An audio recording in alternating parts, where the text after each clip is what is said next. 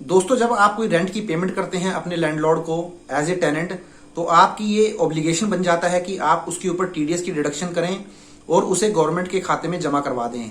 तो अब इसके ऊपर ऑलरेडी मैंने एक डिटेल में वीडियो बनाया है जहां पर मैंने सारे ही प्रोविजन को कवर किया है कि आप किस सेक्शन के अंदर इस टीडीएस की डिडक्शन करेंगे और उस सेक्शन के अंदर क्या क्या कंडीशन आपके ऊपर रहने वाली हैं जब आपको ये टीडीएस की डिडक्शन करनी पड़ेगी।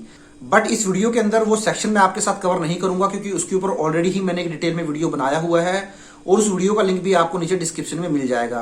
यहां पर मैं आपको बताऊंगा कि वो जो टीडीएस आपने डिडक्ट किया है, जब वो आप गवर्नमेंट के खाते में डिपॉजिट करेंगे तो कहां जाकर किस तरीके से जो है आपको डिपॉजिट करवाना है।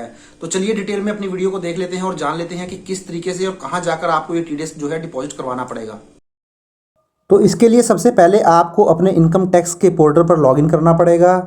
अगर आपका लॉगिन आईडी ऑलरेडी बना हुआ है तो वेल एंड गुड है। अगर ये नहीं बना हुआ है तो आपको इस टीडीएस को डिपॉजिट करवाने के लिए अपने इनकम टैक्स के पोर्टल पर लॉगिन आईडी बनाना पड़ेगा।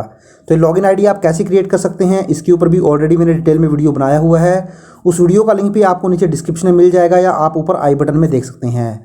तो चलिए अब हम अपने ये टीडीएस की जो है वो पेमेंट कर लेते हैं। तो देखिए दोस्तों, सबसे पहले तो आप अपने इनकम टैक्स के पोर्टल पर लॉगिन करेंगे तो आपको कुछ इस तरीके से इंटरफेस नज़र आएगा। तो आपको करना क्या है, सिंपली ई फाइल के अंदर चले जाना है। तो जैसे ही आप ई फाइल के ऊपर क्लिक करेंगे तो यहाँ पर आपको ऑप्शन नज़र आ जाएगा ई पे टैक्स का। तो आप ई पे टैक्स के ऊपर क्लिक कर दीजिए।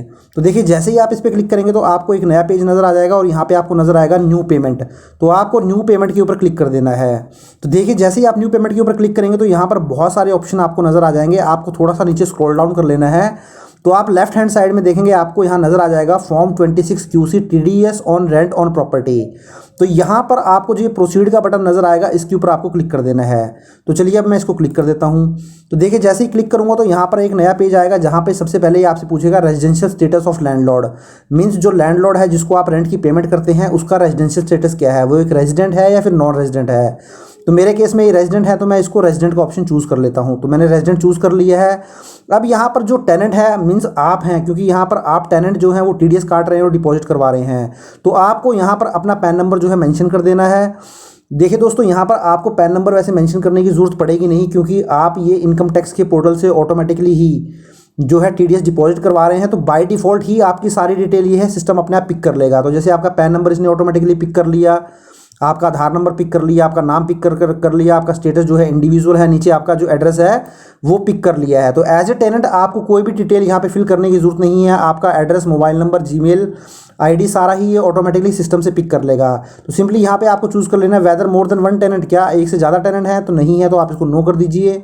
तो अब इसको फर्दर आप कंटिन्यू कर दीजिए। तो ये जो टेनेंट की डिटेल है फिल हो जाएगी। यहाँ आपको कुछ भी करने की ज़रूरत नहीं पड़ेगी क्योंकि ये सिस्टम सारा डेटा आपका इनकम टैक्स पोर्टल से खुद ही उठा लेगा। तो अब आप इसको जो है कंटिन्यू कर दीजिए। तो जैसे ही कंटिन्यू आप करेंगे तो देखिए यहाँ पर आपसे वो अब जो लैंडलॉर्ड है उसकी डिटेल है ये आपसे पूछेगा। तो लैंडलॉर्ड की डिटेल आपको जो है यहाँ पर फिल कर देनी है। तो उसकी डिटेल्स आपको यहाँ पर फिल करनी पड़ेगी। तो जैसे ही आप लैंडलॉर्ड का पैन नंबर फिल करेंगे और उसको कंफर्म करेंगे तो यहाँ पर ऑटोमेटिकली ही उसका नेम और आपका उसका लैंडलॉर्ड का जो आधार नंबर है वो आ जाएगा। तो चलिए यहाँ पर पैन जो लैंडलॉर्ड का वो फिल कर देते हैं। तो मैंने पैन नंबर जो है लैंडलॉर्ड का फिल किया, उसको कंफर्म किया।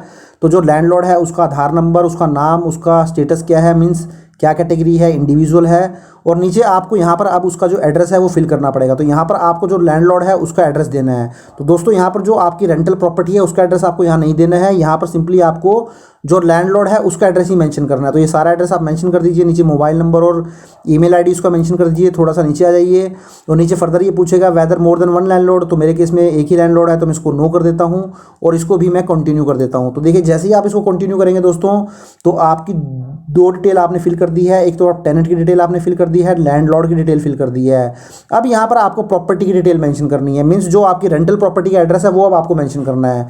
तो देखिए सबसे पहले तो रेजिडेंशियल स्टेटस में आपका रेजिडेंट था।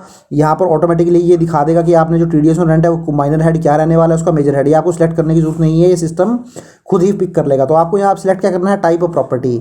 मीन्स जो ये आपने प्रॉपर्टी किसके लिए रेंट पे किया, लैंड के लिए की है, बिल्डिंग के लिए की है या फिर बोथ के लिए किया। तो मेरे केस में बिल्डिंग आ जाएगा। तो बिल्डिंग में शॉप, अपार्टमेंट, फ्लैट, बंगलोज जो है सब कुछ ही कवर हो जाता है। तो मैं इसको चूज़ कर लेता हूँ। तो जैसे ही इसको चूज़ करूँगा तो देखिए अब यहाँ पर आपको वो जो रेंटल प्रॉपर्टी आपने ली है जिसके लिए आप रेंट पे कर रहे हैं उसका एड्रेस आपको मेंशन कर देना है। तो ये सारा एड्रेस आप मेंशन कर दीजिए। लेकिन ध्यान रखिए दोस्तों, जो ये आपका ये रेड हाईलाइटेड है, रेड डॉटेड है, ये कंपल्सरी इन्फॉर्मेशन है, ये आपको फिल करनी ही पड़ेगी। तो थोड़ा सा स्क्रॉल डाउन कर लेते हैं तो देखिए सारी ही इन्फॉर्मेशन मैंने मेंशन कर दी है। तो अब यहाँ इंपॉर्टेंट पार्ट जो रहने वाला है वो ये रहने वाला है। तो देखिए कुछ डिटेल यहाँ आपको मेंशन करनी पड़ेगी, जैसे पीरियड ऑफ टेनेंसी क्या था, नंबर ऑफ मंथ उसमें कितने थे, तो ये 12 महीने हो गए। टोटल वैल्यू क्या थी रेंट पेड की, तो दोस्तों 80,000 रुपये महीने का रेंट था, तो ये पूरे साल का रेंट हो जाता है 9,60,000। लास्ट मंथ रेंट क्या था, तो 80,000 था। अमाउंट पेड और क्रेडिटेड क्या की, 9,60,000 की। तो देखिए दोस्तों वैसे तो आपने जो है आप जो पेमेंट करेंगे वो टीडीएस काट के पेमेंट करेंगे, बट स्टिल आपको यहाँ पर जो है पूरे रेंट की वैल्यू ही डालनी है। तो यहाँ पे आप जो रेंट इसके ऊपर लेस करेंगे उसको डिडक्ट मत कीजिए, यहाँ पर जो भी टोटल रेंट आपका बनता है वो सारा ही यहाँ पे आप मेंशन करेंगे। तो यहाँ पर जो रेट लगता है दोस्तों, यहाँ पर 5% टीडीएस की रिडक्शन हो जाती है। तो ये 5% ऑटोमेटिकली इसने 9,60,000 का जो 5% है वो 48,000 इसने कैलकुलेट कर लिया है। तो ये इन्फॉर्मेशन यहाँ पर आपको जो है मेंशन करनी है। अब यहाँ पर एक क्वेश्चन और हो सकता है दोस्तों, सपोज करें आपका जो पीरियड ऑफ टेनेंसी था वो 12 महीने था, 12 महीने नहीं था, आपने बीच में ही सपोज करें 8 महीने के बाद जो है वो घर खाली कर दिया, तो उस केस में फिर आप जो है 8 महीने का ही रेंट यहाँ पर ले लेंगे और उसके हिसाब से आप जो है यहाँ पर पीरियड मेंशन कर देंगे। तो इस तरीके से आप सारी डिटेल मेंशन कर दीजिए। अब मैं यहाँ पर फाइनेंशियल ईयर 22-23 के लिए कर रहा हूँ, तो इसलिए मैंने यहाँ पर 31 मार्च 2023 जो भी उस फाइनेंशियल ईयर का लास्ट डे है वो मैंने मेंशन कर दिया है।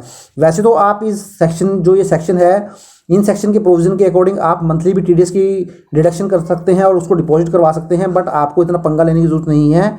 आप साल में इसकी एक ही बार डिडक्शन कर लीजिए, मंथ जो आपका लास्ट मंथ है उस फाइनेंशियल ईयर का। जैसे तो अगर मैं 22-23 की बात करूं तो मार्च 2023 जो है मेरा लास्ट मंथ है, तो उसमें मैंने जो है मार्च मंथ में ही टीडीएस की डिडक्शन कर दी थी और उसको जो है अप्रैल में डिपॉजिट करवा दिया था। तो यहाँ पर आप लास्ट डेट डाल दीजिए मार्च की दोनों ही जगह। और अब इसको थोड़ा सा नीचे ही जैसे आप स्क्रॉल डाउन करेंगे तो देखिए आपका ये डिटेल नीचे दिखा देगा जो आपने टीडीएस ऊपर डिडक्ट किया था। देखिए जो ये वाला डिडक्ट किया है दोस्तों आपने, आप 48,000, ये वाला टीडीएस जो है इसने यहाँ पर ऑटोमेटिकली ही पिक कर लिया है। और अब देखिए यहाँ पर कोई इंटरेस्ट होगा तो वो आ जाएगा, कोई फीस है तो वो आ जाएगी, ऐसा कुछ नहीं है। तो आप इसको कंटिन्यू कर सकते हैं।